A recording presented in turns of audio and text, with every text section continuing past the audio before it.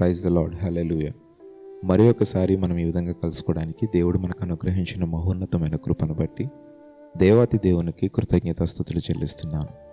ఈరోజు దేవుని యొక్క వాగ్దానం కీర్తనల గ్రంథం 34వ అధ్యాయం 8వ వచనం. యెహోవా ఉత్తముడని రుచిచూచి తెలుసుకొనిడి, ఆయనను ఆశ్రయించు నరుడు ధన్యుడు. ఎంత గొప్ప వాగ్దానాన్ని దేవుడు మనకు అందించాడు. ఆయన ఉత్తముడని మనం రుచిచూచి తెలుసుకోవాలి. ఎస్ అండి, గాడ్ ఈజ్ గుడ్. ఆయన మంచివాడు, గొప్పవాడు. మన పర్సనల్గా ఆయన్ని తెలుసుకోవాలి. చూడండి, పరిశుద్ధ గ్రంథం మనం చదవడం ద్వారా మన దేవుడు ఏమై ఉన్నాడో మనకు తెలుస్తుంది. మనం పరిశుద్ధ గ్రంథం చదవనంత వరకు దేవుని గురించి నువ్వు తెలుసుకొనలేవు. వాళ్ళు వీళ్ళు చెప్పిన మాటలు కాదు, నీకు నీవుగా ప్రభు ఏంటో అన్నది నువ్వు తెలుసుకోవాలి. ప్రభువారు అదే అంటున్నారు కదా, నేను ఉత్తముడని నీవు రుచి చూసి తెలుసుకోవాలి. ఎందుకంటే ప్రస్తుత కాలంలో నేను క్రైస్తవునండి, క్రైస్తవురాలనండి, నేను ఆత్మీయుడండి అని చెప్తున్నారు, కానీ ప్రభువుని తన హృదయానుసారంగా ఎరిగిన వారు చాలా తక్కువ మంది ఉన్నారు. మనం ఎప్పుడైతే మన దేవుణ్ణి మనం హృదయానుసారంగా మనం తెలుసుకోగలుగుతామో మన ఆత్మీయ జీవితానికి అది చాలా ఉపయోగపడుతుంది. ఆత్మీయ స్థితిలో మనం ఉన్నత స్థానంలో ఉంటాం. ఎందుకంటే మన దేవుడు ఏమై ఉన్నాడో మనకు తెలియాలి. చూడండి, ఏదన్నా తినడానికి మన ముందుంది అన్నప్పుడు అది చూస్తే మనకి దాని రుచి ఎలా ఉందో మనకు తెలియదు. దానిని ఎప్పుడైతే మనం తింటామో అప్పుడు దాని యొక్క రుచి అది ఎలా ఉంది, బాగుందా బాగాలేదా అనేది మనకు తెలుస్తుంది.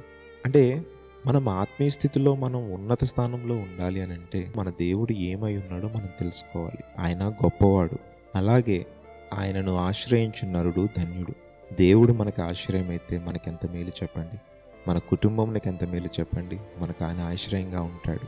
నీ యొక్క ఏ సమస్యలున్నా ఏమున్నా నీవు ప్రభు సన్నిధిలో అడుగు. ఆయనను ఆశ్రయిస్తే మనకి ఏ బాధ ఉండదండి, ఏ సమస్య మనకు ఉండదు. మనం ప్రభువును ఆశ్రయించట్లేదు కాబట్టి నీ కుటుంబంలో కానీ నీ జీవితంలో కానీ ఆ సమస్యలు. నువ్వు ప్రభువును ఆశ్రయించు, ఆయన యందు విశ్వసించు, నీకున్న సమస్యలు నీకున్న బాధలు తొలగిపోతాయి.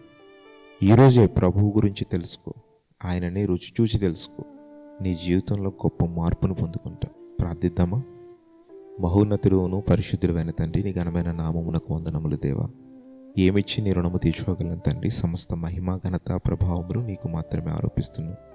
ప్రేమ కలిగిన దేవా, నీకు వందనాలు. నీవు మంచివాడవు, గొప్పవాడవు, నీవు ఉత్తముడని మేము రుచి చూచి తెలుసుకోవాలని ఆశపడుతున్నామయ్యా. అయ్యా, నీవే పరిశుద్ధ గ్రంథం ద్వారా మాతో మాట్లాడండి. నీవు ఏమై ఉన్నావో మేము తెలుసుకోవాలని మేము ఆశపడుతున్నాం. మాతో నీ యొక్క గ్రంథం ద్వారా మాతో మాట్లాడండి. నీ సేవకుల ద్వారా మాతో మాట్లాడండి. ప్రభువా, ప్రార్థిస్తున్న ప్రతి ఒక్కరిని మీరు దీవించండి.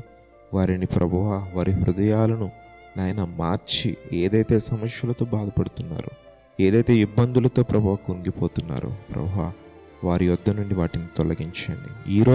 ఈరోజే గొప్ప మార్పుని నీవు తీసుకుని రండి తండ్రి. అయ్యా, మేము చేసిన ప్రతి పాపమును, ప్రతి నాయన అతిక్రమములను అయ్యా మేము ఈ సన్నిధిలో విడిచిపెడుతున్నాం. మమ్మల్ని క్షమించండి. ఈ చిన్ని ప్రార్థన నీ పాదముల చెంతకు చేర్చుకున్నామని యేసుక్రీస్తు వారి అతి శ్రేష్టమైన పరిశుద్ధ నామములో అడిగి వేడుకుని పొంది ఉన్నాము తండ్రి. ఆమేన్.